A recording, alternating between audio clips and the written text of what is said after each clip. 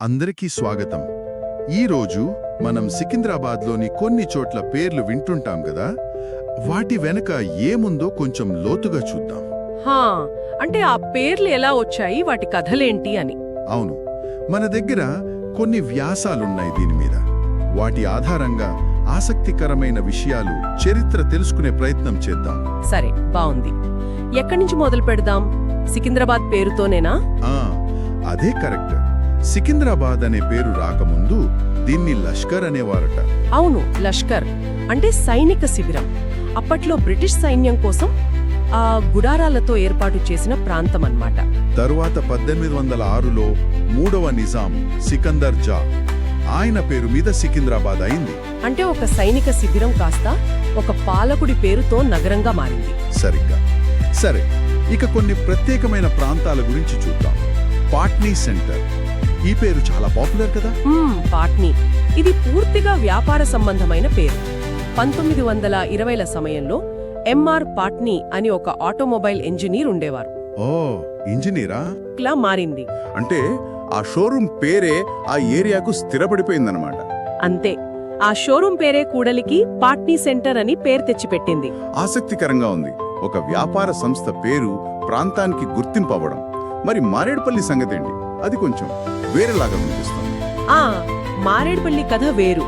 అది బ్రిటిష్ వాళ్ల కాలంలో వాళ్ల వివాహిత అధికారుల కాలనీ, అంటే మ్యారేడ్ ఆఫీసర్స్ కాలనీ. ఓహో, మ్యారేడ్ ఆఫీసర్స్ కాలనీయా? దాన్ని మారేడుపల్లి అని మార్చేశారా? స్థానిక ప్రజలు వాళ్లకి పలకడానికి సులభంగా ఉండేలా కాలక్రమేణా అది మారేడుపల్లిగా మారింది.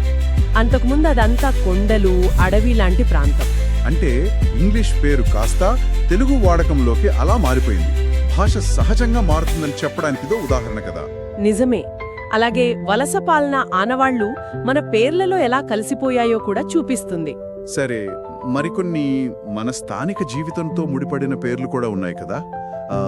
సీతాఫల్ మండి లాంటివి. సీతాఫల్ మండి పేర్లోనే ఉంది కదా. సీతాఫలం సంత అంటే అక్కడ పెద్ద మార్కెట్ ఉండేదా? అవును, ఒకప్పుడు అక్కడ చాలా పెద్ద సీతాఫలాల మార్కెట్ ఉండేది. చుట్టుపక్కల గ్రామాల వాళ్ళు, బంజారాలు ఎడ్ల బండ్ల మీద పళ్ళు తెచ్చి అమ్మేవారు. ఇప్పుడు కూడా కనిపిస్తారా? అక్కడక్కడ ఇప్పటికీ ఆ పాత వాతావరణం కొంచెం కనిపిస్తుంది. స్థానిక ఉత్పత్తులు పట్టణానికి ఎంత ముఖ్యమో ఇది చెప్తుంది. అలాగే కొన్ని పేర్లు మారుతూ వచ్చాయి కదా చరిత్రతో పాటు. జేమ్స్ స్ట్రీట్ ఒకటి. అవును, జేమ్స్ స్ట్రీట్ అది East India company resident James Achilles Kirkpatrick పేరు మీద పెట్టింది. కిర్క్ ప్యాట్రిక్ ఆయన ఇక్కడి సంస్కృతితో కలిసిపోయినా కూడా ఆ పేరు మాత్రం వలస పాలనకు గుర్తుగా నిలిచిపోయింది. కానీ ఇప్పుడు అది MG road, Mahatma Gandhi road. అవును, ఎంజీ రోడ్. ఈ మార్పు కేవలం పేరు మార్పు కాదు కదా. స్వాతంత్రం వచ్చాక మన ప్రాధాన్యతలు మారాయి, పాత గుర్తులు వద్దనుకున్నాం అని చెప్పడం లాంటిది. ఖచ్చితంగా. పేర్లు మార్చడం వెనుక గతాన్ని ఎలా చూడాలి, భవిష్యత్తులో ఎలా గుర్తుపెట్టుకోవాలి అని ఆలోచన ఉంటుంది. ఇక పూర్తిగా భిన్నమైన మూలమున్న పేరు మౌలా అలీ. మౌలా అలీ కొండ. ఆ పేరు వెనుక ఏదో కథ ఉందని విన్నాను. అవును, ఒక స్థానిక గాథ ఉంది. యాకుత్ అని ఒక నపుంసకుడు ఇబ్రహీం కులీ కుతుబ్ షా ఆస్థానంలో ఉండేవాడట. ఓకే.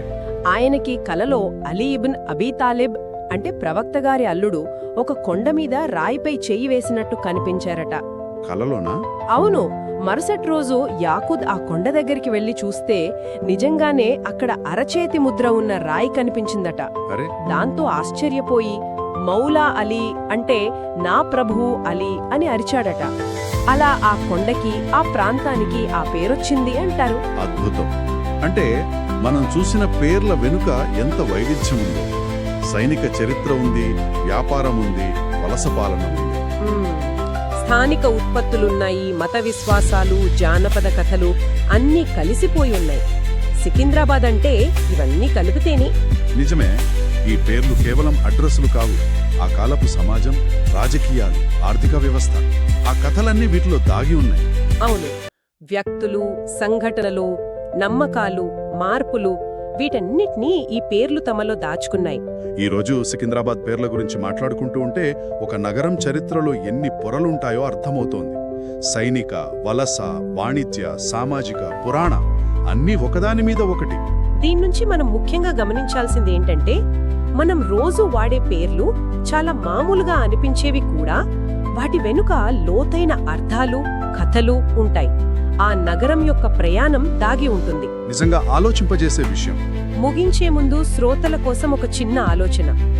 జేమ్స్ స్ట్రీట్ లాంటి పేర్లను ఎంజీ రోడ్గా మార్చడం గురించి మాట్లాడుకున్నాం కదా. అవును. ఇలా స్థలాల పేర్లను మార్చడం అనేది ఒక సమాజం తన గతాన్ని ఎలా గుర్తుంచుకోవాలనుకుంటోంది లేదా ఎలా తిరిగి రాసుకోవాలనుకుంటోంది అనే దాని గురించి మనకి ఏమి చెబుతుంది. దీని గురించి ఆలోచించండి.